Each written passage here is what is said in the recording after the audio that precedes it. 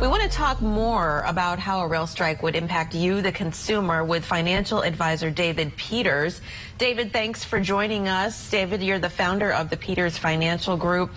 Now, if no deal is reached, we all need to brace for this fallout. The rail system, a crucial aspect of the supply chain. A strike could really trigger another round of essential product shortages. Could this be even more damaging than what we've already experienced? I mean, we're just climbing back out of the pandemic.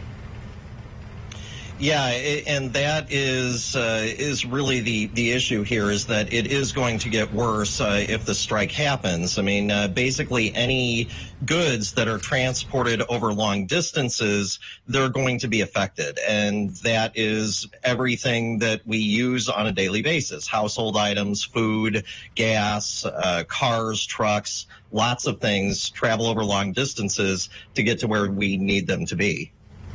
Well, let's talk about the latest economic report showing inflation at 8.3%. Households across the country struggling with the high cost of food, rent, other necessities. Will a strike make things worse? One would think yes.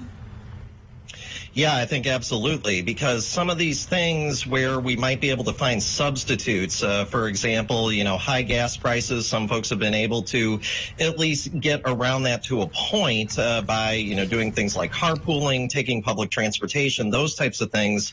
Well, you can't really do that with everything. I mean, for example, household goods, things like that we use every day.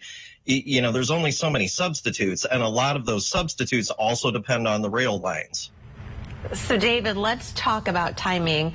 How long will it take for the price of in-demand consumer goods to rise? Will it be immediate, or will we have time to stock up on essential items?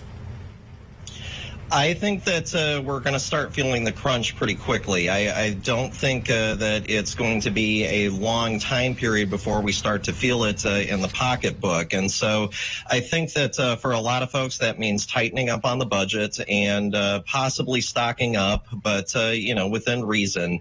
I think really it's for a lot of folks, it's just going to be a matter of tightening our belts and trying to make sure that, we're not spending money where we don't need to.